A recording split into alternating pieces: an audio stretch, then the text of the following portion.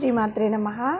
శ్రీ లలితా సహస్రనామంలోని 720వ నామము గుహ్యకారాధ్య.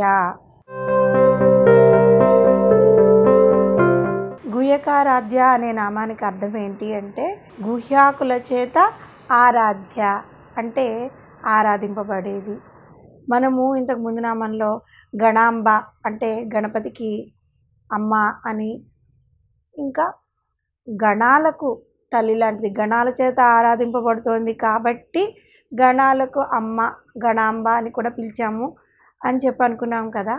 ఇక్కడ గుహ్యకారాధ్య కూడా అలాంటి అర్థమే వస్తుందన్నమాట. ముందుగా గుహ్యకులు అంటే ఎవరు అంటే అసలు వాళ్ళు ఎక్కడుంటారు, వారు ఎందుకు అమ్మవారిని పూజిస్తారు అన్నది ముందుగా మనం తెలుసుకోవాలి. హిందూ పురాణం ప్రకారం కనుక చూసుకుంటే గుహ్యాకులు అనేవారు ఒక దేవజాతికి చెందిన అతీంద్రియ జీవులు అన్నమాట. వాళ్ళు అంటే యక్షులు, గుహ్యాకులు, వీళ్ళిరువురు కూడా నవనిధులకు అధిపతి అయిన కుబేరునికి పరిచారకులుగా ఉంటూ ఉంటారు. వీరిలో యక్షులు కుబేరుని యొక్క సేవలో ఉంటూ ఉంటే వారికంటే కొంచెం తక్కువ స్థాయిలో ఉండేవారిని గుహ్యాకులు అనేవారు అన్నమాట. వాళ్ళు ఆ జాతి వాళ్ళు కుబేరుడి యొక్క నవనిధులకు అంటే 9 నిధులకు కాపలాదారులుగా ఉంటూ ఉంటారు. ఎక్కువగా ఇక్కడ ఇంకొక అర్థం కూడా తీసుకోవచ్చు. గుహ్యాకులు అంటే గుహల్లో నివసిస్తూ ఉంటారని, కాబట్టి గుహ్యాకులు అనే నామం వాళ్ళకి వచ్చిందని కూడా చెప్పుకుంటూ ఉంటారు. ఈ గుహ్యాకులకి అధిపతి అయిన కుబేరుని గుహ్యాధికాధిపతి అని అంటూ ఉంటారు. ఈ గుహ్యాకులు కైలాస పర్వతం మీద వారితో కలిసి నివసించే కుబేరునికి ఎంతో సన్నిహితంగా సహచరులుగా చెప్పుకుంటూ ఉంటారన్నమాట. అంటే దేవదానవుల మధ్య సంగ్రామం జరిగినప్పుడు ఈ గుహ్యాకులను కుబేరుడు దేవతలకు యుద్ధంలో సహాయకులుగా పంపాడు. ఇద్దరు ఇతరులు కనుక మనం పరిశీలించి చూస్తే దూతలుగా కూడా వీరు అక్కడ నియమింపబడ్డారని కొన్ని శాస్త్రాల్లో ఉంది. ఇతర సందర్భాల్లో వాళ్ళు హేమకోట పర్వతం పైన లేదంటే గంధమాధవ పర్వతం పైన కుబేరుని రాజభవనంలో నివసించినట్లు కూడా కొన్ని శాస్త్రాల్లో ఉంది. హిందూ పురాణం ప్రకారం ఈ గుహ్యాకులు సగభాగం అశ్వ శరీరంతోనూ ఇంకో సగభాగము పక్షి శరీరంతో ఉంటారని, వారు భూమిపైన మళ్ళీ కొండలపైన నివసిస్తూ ఉంటారని, వాళ్ళు స్వర్గంలో ప్రకాశించే రూపాన్ని కలిగి ఉంటారని, యుద్ధం సమయంలో మాత్రం వారు రాక్షస స్వరూపాలు తీసుకుంటారని, భూమిపై పిశాచ రూపంలో కూడా వీళ్ళు సంచరిస్తూ ఉంటారని శాస్త్రాల్లో ఉంది. మహాభారతంలో అయితే ఈ గుహ్యాకులను యక్షులతో సమానంగానే పరిగణించారు. యుద్ధాల్లో ధైర్యంగా యుద్ధం చేసి వీరమరణం పొందిన వారు ఈ గుహ్యాకుల యొక్క ఆత్మలోకానికి చేరుతారని మహాభారతంలో ఉంది. దేవతల జంట వైద్యులైన అశ్విని దేవతలు అన్నమాట. కుబేరుని యొక్క కుమారుడైన నలకూబరుడు ఇంకా మణిగ్రీవుడు ఈ గుహ్యాకులుగా వర్ణింపబడుతూ ఉంటారు. కుబేరునితో తరచుగా సంబంధాలు కలిగి ఉన్నప్పటికీ కూడా వారాహి మీమాంస యొక్క బృహత్ సంహిత ఇంకా కొన్ని పురాణాలు ఈ గుహ్యాకులను సూర్యదేవుని కుమారుడైన రేవంత యొక్క పరిచారకులుగా కూడా వివరించారు. ఇంకా మార్కండేయ పురాణం కనుక తీసుకుంటే ఈ రేవంతను సూర్యుడు గుహ్యాకుల అధిపతిగా నియమించాడని కూడా శాస్త్రాల్లో ఉంది. అసలు ఈ గుహ్యాకులు ఎవరు అనే విషయానికి మనం ఇప్పటి వరకు తెలుసుకున్నాం కదా. ఇప్పుడు ఈ గుహ్యాకుల చేత అమ్మవారు ఏ విధంగా పూజలు అందుకున్నారు, ఎందుకు వీరు అమ్మవారిని పూజించారు అని దాన్ని తెలుసుకుందాం.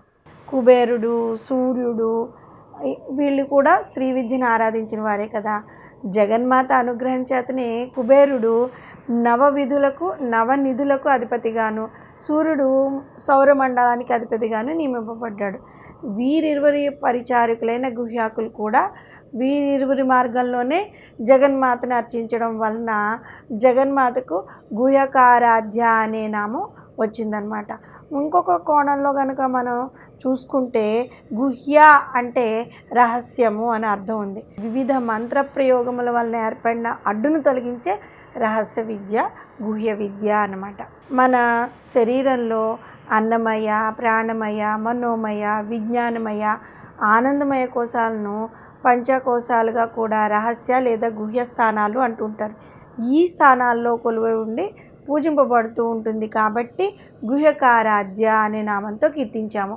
అదేవిధంగా హృదయము, భూమండలము, ఆజ్ఞాచక్రము, శిరోభాగము, సహస్రార్చకము, అందలి ఈ చంద్రమండలము ఇవి అత్యంత రహస్యం లేదంటే గుహ్య స్థానాలు అన్నమాట.